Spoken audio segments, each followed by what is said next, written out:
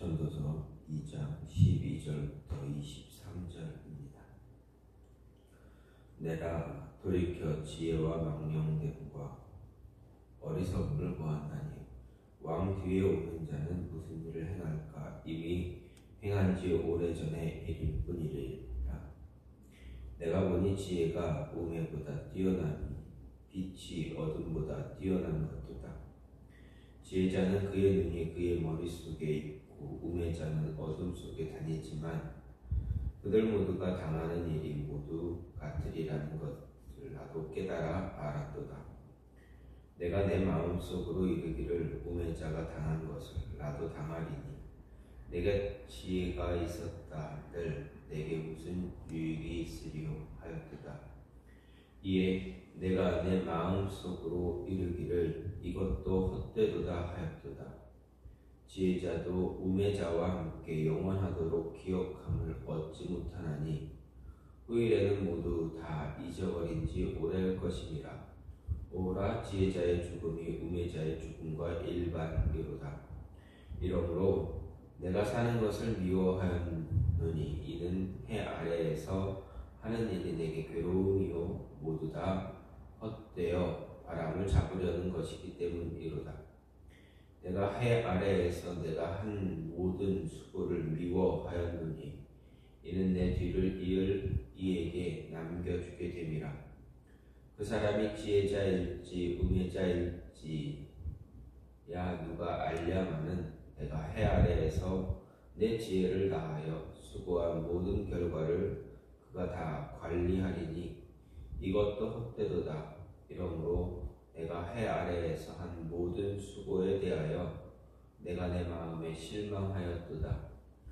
어떤 사람은 그 지혜와 지식과 재주를 다하여 수고하였어도 그가 얻은 것을 수고하지 아니한 자에게 그의 몫으로 넘겨주리니 이것도 헛된 것이며 큰 악이로다. 사람이 해 아래에서 행하는 모든 수고와 마음에 애쓰는 것이 무슨 소득이 있으랴. 일평생에 근심하며 수고하는 것이 슬픔뿐이라. 그의 마음이 밤에도 쉬지 못하나니 이것도 헛되도다. 아멘. 오늘 말씀 전도서 2장 12절부터 23절입니다. 오늘 말씀은 해 아래 인생들이 욕망하는 육체적 쾌락이 허무하다라는 것을 지적하는 앞단락에 이어서 모든 사람의 보편적이고 필연적인 죽음 앞에서 지혜와 수고도 역시 허무하다라는 것을 이야기합니다.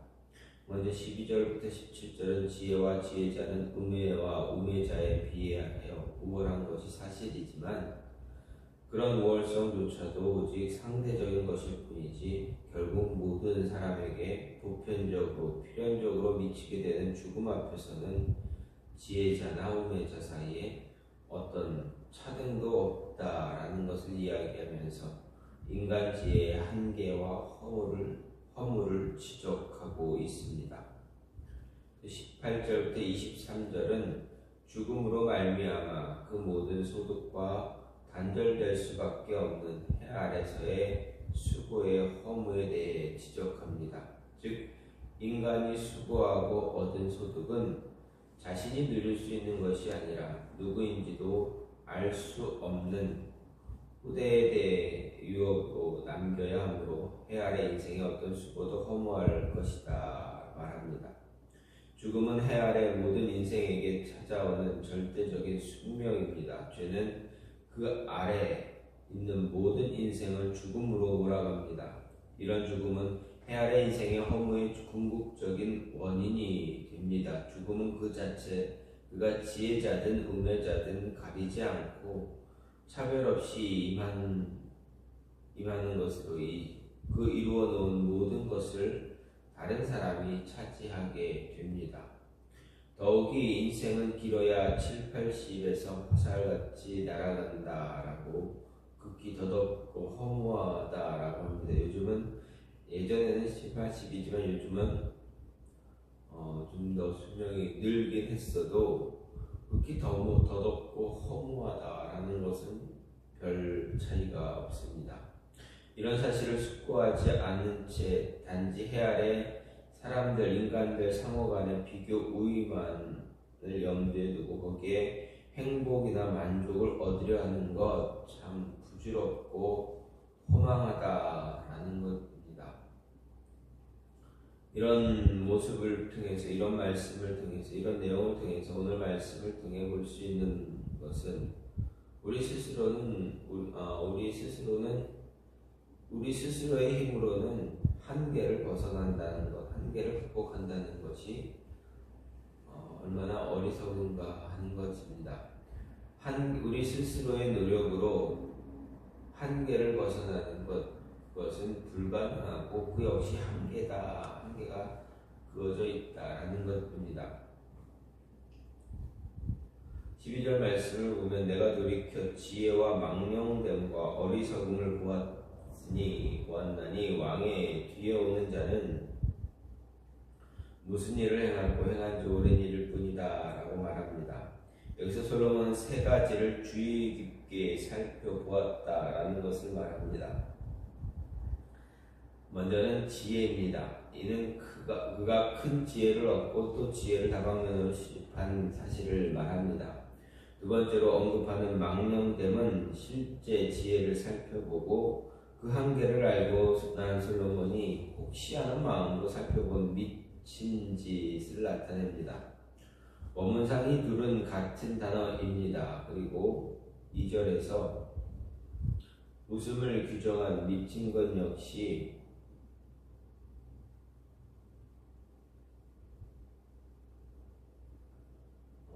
같은 어근의 단어입니다. 이렇게 해서 이렇게 해서 이 사람들이 미친 듯이 쫓아가는 어떤 것을 의미하고 여기에는 기쁨의 축구도 포함되어져 있다는 것을 볼 수 있습니다. 세 번째는 어리석음입니다.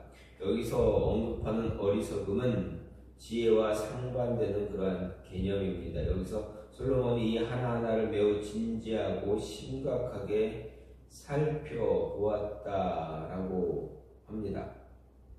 그런데 문제는 그가 왜 이런 것들을 이렇게 집요하고 진지하며 심각하게 보았느냐 하는 것입니다. 솔로몬은 그 이유를 이렇게 제시합니다. 왕의 뒤에 오는 자는 무슨 일을 행할꼬 다 옳은 일일 뿐이라. 한마디로 솔로몬이 그의 인생 전체를 통해 깨달은 결론, 즉 인생의 허무와 무상이라는 사실을 뛰어넘어 새로운 어떤 결론에 도달할 사람, 곧 인생의 만족을 통해서 참된 만족을 얻을 수 있는 가능성을 제시할 사람은 결코 나올 수 없고 단지 이전 세대와 자신이 시행착오를 통해서 겪게 된 하나의 진리에 도달할 수밖에 없다는 것을 확신해서 말하고 있는 것입니다.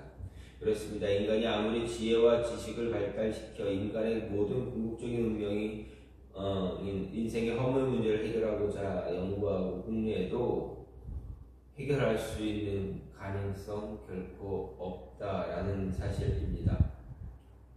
연금술이라는 것이 한때 사람들의 큰 관심을 끌고 온 유럽과 아랍권을 흥분의 도가니로 몰아넣은 적이 있습니다. 이 연금술이라는 것, 간단히 말해서 값싼 금속을 여러 공정을 통해서 금이나 은으로 바꾸려는 시도를 의미합니다.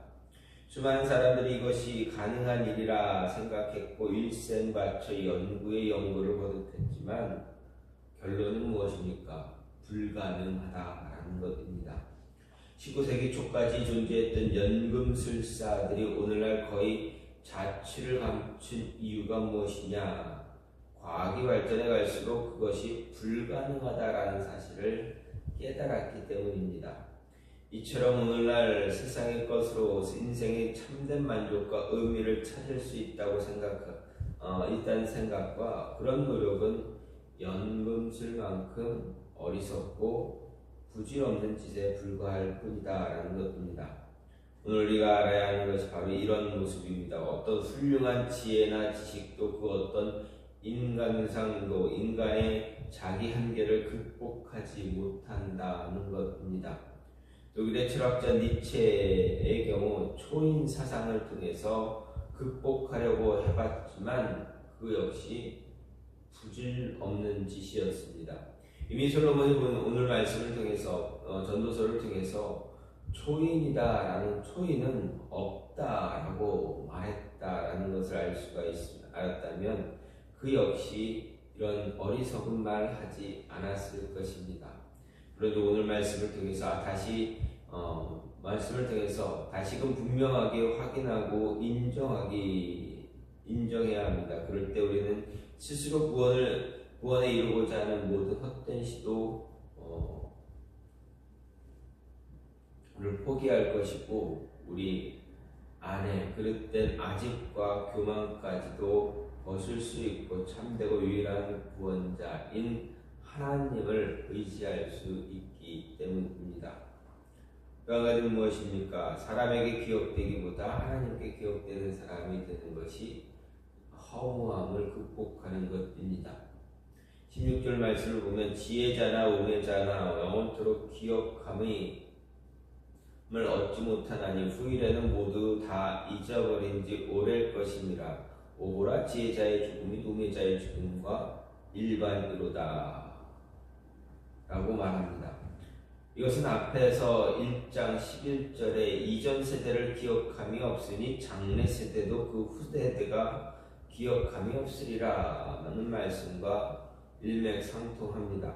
하지만 1장 11절의 말씀이 한 세대를 묶어서 이전 세대를 이후 세대가 기억해 주지 않을 것이다 라는 사실에 강조점을 둔 반면에 오늘 말씀의 본문은 이 12절은 사람을 지혜자와 우매자로 나누어 비록 현세에는 서로 엄청난 차이를 가진 인생이라 하겠지만 결국 그들 모두 시간이 지남에 따라 동일하게 잊혀진다라는 그 존재조차 알 수 없는 처지에 놓일 것이다라는 사실을 강조하고 있다라는 것입니다. 여기서 말하는 지혜자는 그 두뇌가 뛰어나서 이름이 알려진 사람을 이야기합니다라고 할 수가 있습니다. 오늘날로 말하면 유명 인사로 정치 스타에서 스포츠 영웅, 연예인, 사회인사 등 많은 사람들 이런 사람들을 들 수가 있습니다. 반면에 우매자란 여기에서 어리석은 사람보다 평범한 사람으로 보아야 합니다. 이렇게 해서 본다면 지혜자나 우매자 영원토록 기억함을 얻지 못한다라는 말, 기억함을 전혀 얻지 못한다는 말이 아니라 지혜자의 경우 기억함을 얻는 것은 사실이지만 영원이라는 세월의 관점에서는 우매자와 별반 차이가 없다라는 것입니다. 모두 다 그 기억에서 지워질 뿐입니다. 이런 사실은 오늘날 결코 어렵지 않게 확인이 됩니다. 요즘 뜨는 연예인들고 예를 들어본다면 어느 날 그들이 스타가 되어서 떴다라고 하겠지만 사라지는 사람들이 잊혀지는 사람들이 얼마나 많습니까? 될 때는 부와 명예를 한 손에 거머쥐는 듯 하지만 어느 순간 이르면 완전히 잊혀진 사람이 되고 맙니다. 하물며 그들의 명성이 다음 세대, 그 다음 세대까지 이어지겠는가? 설령 크게 떠서 그 명성이 다음 세대, 그 다음 세대까지 이어진다고 할지라도 결과에서는 마찬가지다라는 것입니다. 사람들이 기억해 준다고 해서 그 시간 잠시뿐입니다. 어떤 특별한 경우에 잠시 회자될 뿐 계속해서 기억되고 기념이 되며 의식 속에서 사라지지 않는 그런 인생 결코 없다라는 것입니다. 솔로몬은 바로 이런 점에서 지혜자가 우매자와 특별한 차이가 없다라는 것을 말하고 있습니다. 이런 사실을 통해서 우리는 사람에게 기억되는 것, 또 사람에게 기억되고자 하는 것 얼마나 허무한 것인지 깨달을 수 있게 됩니다. 따라서 우리는 사람들의 열광, 인기, 인정, 칭찬에 연연하지 말아야 합니다. 극히 제한적이고 허무한 일이고 금세 잊혀질 일에 마음 두고 목숨 걸지 말라라는 것입니다. 물론 그렇기 때문에 세상을 막 살라거나 또는 출세하지 말라라는 그런 이야기도 아닙니다. 다만 우리는 그렇게 널리 이름을 드러내도 얼마 안가 기억해 주지 못하는 세상보다 우리 보이지 않는 작은 선행조차도 잊지 않고 기억하시는 분, 우리의 이름을 불러주시고 선행에 따라 보상을 베푸시는 분, 그분을 바라보며 살아야 한다라는 그런 이야기입니다.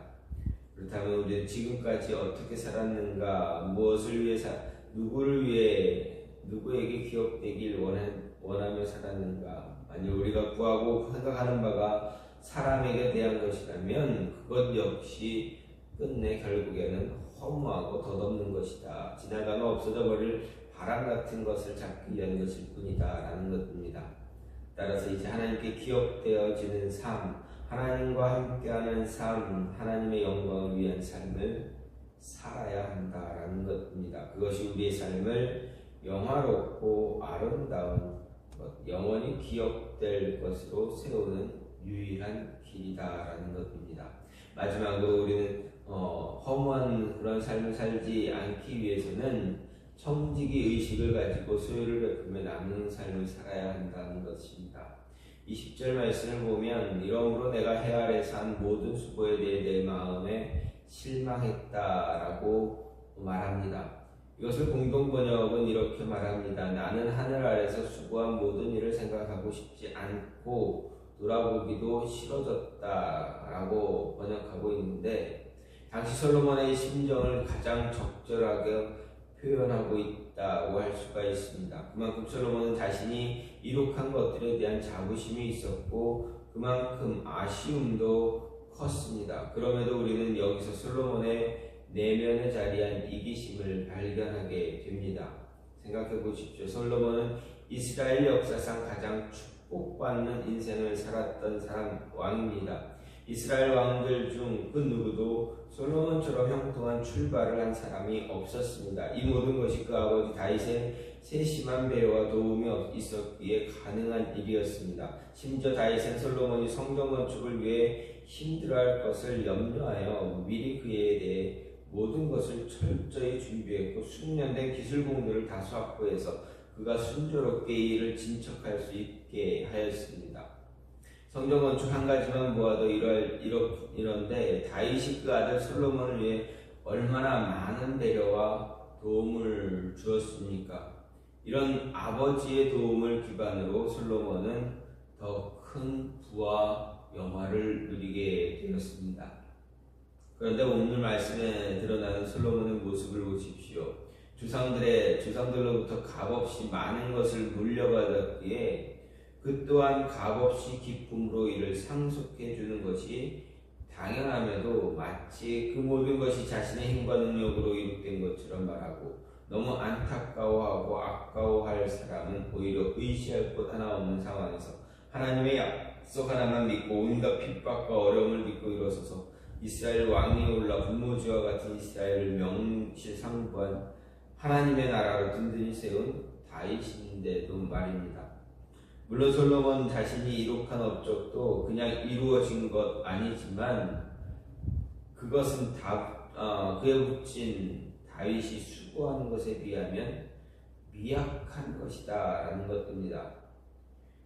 이렇게 이기적인 삶의 면모는 단지 솔로몬에게 대해서만 찾아볼 수 있느냐? 그것이 아닙니다. 그것은 오늘날 우리에게도 나타나고 있습니다. 사실 우리가 이만큼 살 수 있는 것, 평안을 누리며 삶을 일궈 나갈 수 있는 것, 우리의 노력으로 만든 것이 아닙니다.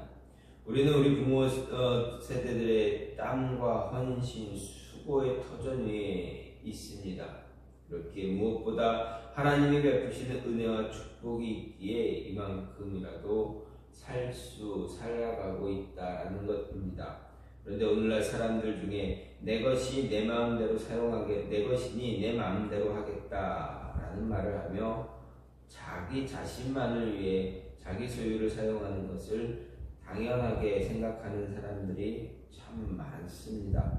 하지만 성경은 무엇라 이야기합니까? 우리에게 속한 것, 그저 우리에게 맡겨진 것, 허락된 것이며 우리에게 속한 것은 우리에게 맡겨진 것이고 허락된 것이며 하나님의 것이다 라고 가르쳐주고 있습니다.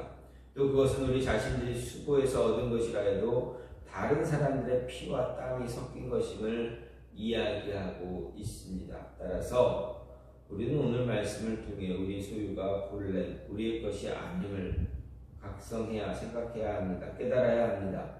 비단 물질적 재선만이 아니라 우리가 가진 재능과 지식도 우리의 것이 아님을 깨달아야 합니다. 그것을 아까워하고 움켜쥐는 데에만 치중한다면 결국 그거는 그 사람은 허무하고 불충한 삶을 사는 것에 지나지 않는다라는 것입니다. 하지만 우리가 가진 것을 나눌 수 있고 베풀 수 있다면 우리는 우리가 가진 소유의 의미가 아니라 우리의 삶의 의미를 참되게 깨달을 수 있게 될 것입니다. 궁극적으로 하나님 앞에 선하고 충성된 청지기로 인정될 것이다 라는 것입니다.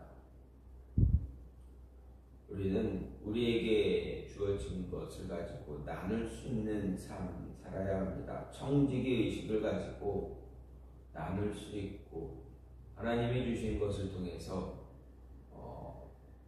어려운 자들을 돌볼 수 있는 그런 모습을 가질 수 있어야 합니다.